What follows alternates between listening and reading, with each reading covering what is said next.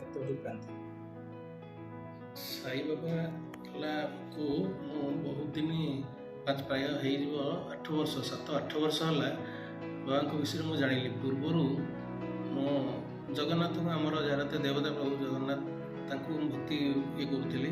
ରାମଚନ୍ଦ୍ର ଆମର ଦେବାଦେବୀ ହିନ୍ଦୁ ଦେବାଦେବୀ ସମସ୍ତଙ୍କୁ ମୁଁ ମାନେ ଗୋଟେ ଲାଇକିନେସ୍ ଆସିଥିଲା, ଭଲ ପାଉଥିଲି, ତାଙ୍କୁ ଧ୍ୟାନ ଭକ୍ତି ବି କରୁଥିଲି।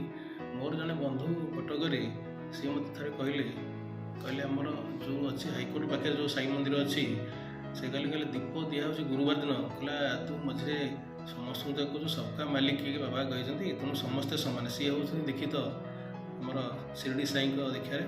କହିଲେ ତୁ ଟିକେ ଯାଇ ସେଠି ଦୀପ ଟିକେ ଥରେ ଗୋଟେ ଜଳେଇ ଦେଇକି ଆଉ ଯେତେ ବାଧାବିଘ୍ନ ଯାହା ସବୁ ଥିବ ସବୁ ଭଲ ହେଇଯିବ, ଗୋଟେ ଭକ୍ତିଭାବ ଗୋଟେ ଆସିବ ଗୋଟେ ବାବାଙ୍କୁ।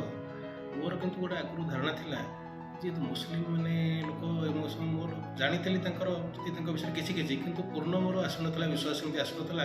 ମନରେ ଗୋଟେ ଥିଲା ଗୋଟେ ଭ୍ରାନ୍ତ ଧାରଣା ଭଳିଆ ମୋର ମନରେ ଗୋଟେ ଥିଲା।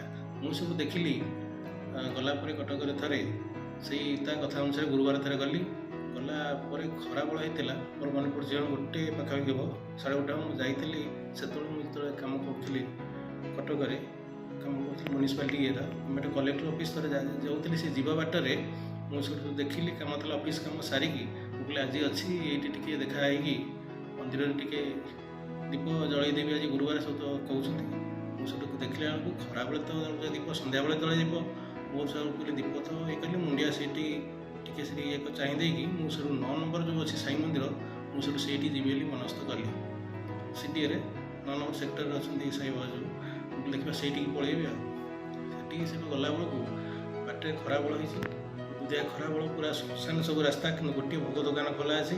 ମୁଁ ସେଇ ଭୋଗ ଦୋକାନରେ ସେଠୁ ପଚାରିଲି, ମୁଁ କହିଲି ଯେଉଁ ସାଇ ମନ୍ଦିରଟା ଏଇ ଯେଉଁ ଅଛି କେଉଁ ଜାଗାରେ ସେ ମୋତେ ବୁଝେଇଦେଲା ଏପଟେ ବାଁ ପଟେ ଯିବେ, ଡାହାଣ ପଟେ ଯାଇକି ସେ ଗଳି ଭିତରେ ଗଲେ ସେ ଆଗରେ ପଡ଼ିବ ସାଇ ମନ୍ଦିର। ମୁଁ ତା କଥାରୁ ଜାଣିପାରିଲି, ମୁଁ ତ ଦେଖିନି ସେ ଭିତରେ। ମୁଁ କହିଲି ଆଚ୍ଛା ହଉ ଠିକ୍ ଅଛି, ମୁଁ ଦେଖିବି। ଆଉ ସେ ଭିତରେ ମୁଁ ଆଣିଲା ପରେ କେହି ବି ନଥିଲେ ସେଠି ଆଉ ପାଖରେ। ମୋ ମନରେ ଗୋଟେ ଧାରଣା ହେଇଥିଲା କ'ଣ କହୁଛନ୍ତି ବାବା କଥା, ଯଦି ମନ୍ଦିର ପାଖରେ ସେଠି ପ୍ରସାଦ ଟିକେ ଖାଇବା ଆଉ ପ୍ରସାଦ ଟିକେ ଘରକୁ ନେଇକି ଯିବି। ଏଇ ମନରେ ମୋର ଗୋଟେ ଧାରଣା ଗୋଟେ ଆସିଯାଇଥିଲା ହଠାତ୍ କରି, ଆଗ ଦେଖିବି ଠାକୁରଙ୍କୁ ସେଠି। ଆଉ ମୁଁ ସେଠି ହଉ ଠିକ୍ ଅଛି। ଏଇ ସମୟରେ ମୋ ବାଟ ଯେଉଁ କହିଲା ମୁଁ ଟିକେ କନଫ୍ୟୁଜ୍ ହେଇଗଲି, ବାଁ ପଟେ ଯିବ ଡାହାଣ ପଟେ ଏମିତି ଯେଉଁ ସବୁ ଅଙ୍କା ବଙ୍କା ରାସ୍ତା ମୋତେ କହିଲେ। ମୁଁ କହିଲି ଠିକ୍ ଅଛି ମୁଁ ଯାଉଛି। ଆଉ ଦେଖିଲି ରାସ୍ତା ପୁରା ଶୂନଶାନ, କେହି ଲୋକ ବି ନାହାନ୍ତି, କାହାକୁ ପଚାରିବି କେଉଁ ବାଟ। ଇଏ ତ କହିଦେଲେ, ଦୋକାନୀ କହିଲେ ଭାଇ ମୁଁ ଯାଉଛି, ବନ୍ଦ ହେଇଗଲା ଖରାବେଳେ, ଦୋକାନ ବନ୍ଦ କରିକି ମୁଁ ଯାଉଛି। ମୁଁ ସବୁ ଯିବା ଆସିବାରେ ଗାଡ଼ି ଷ୍ଟାର୍ଟ କରିବା ଭିତରେ ହଠାତ୍ ଗୋଟେ ଛୋଟ ପିଲାଟି ଆସି ସେଠୁ ମୋତେ ସେଠୁ ସାଙ୍ଗେ ସାଙ୍ଗେ ପଛକୁ ଚାହିଁଦେଳୁ କହିଲା ରୁହ କୁଆଡ଼େ ଯାଉଛ? ଏଇଠୁ ସାଇ ମନ୍ଦିର ଯିବ ତ? ତମେ ଚାଲ ମୁଁ ଦେଖିଲି ମୁଁ ଯାଉଛି ସେଠି। ସେ ସବୁ ଆସିଲା, ମୋ ଗାଡ଼ି ପଛରେ ସାଙ୍ଗେ ବସିଗଲା, ସେଠୁ ତାକୁ ନେଇକି ସେଠୁ ଗଲି। ଯିବା ପରେ ଯେମିତି ହେଇଗଲା ମୁଁ ଦେଖିଲି ଭାଇ ଦେଖୁଛି ଲୋକଙ୍କୁ ଗାଡ଼ି ପଡ଼ି ଯାଉଛି, ସେଠି ଖାଇବା ପିଇବା ଯିବା ସବୁ ପ୍ରକାର ସେଠି ପ୍ରସାଦ ସେବନ ହେଉଛି। ତୁମେ ଆରାମସେ ସେଠି ଖାଇବ, ଭୋଗ ନେବ, ଆଉ ଘରକୁ ଟିକେ ପ୍ରସାଦ ନେଇକି ଯିବ। ସେଠୁ ଦେଖିବି ମୁଁ ତ ଯାଇନି ନା, କିଛି ଅସୁବିଧା ନାହିଁ, ମନରେ କିଛି ତମେ ଚିନ୍ତା କର ନା, ଆରାମସେ ସେଠି ଖାଇବ, ପ୍ରସାଦ ଖାଇବ ଆଉ ମୁଣ୍ଡିଆ ମାରିବ, ତାପରେ ମୁଁ ସବୁ ତାପରେ ହେଇଗଲା। ପାଖାପାଖି ମନ୍ଦିର ଗଲା, 7:30 ଗାଡ଼ି ପଡ଼ିଲା।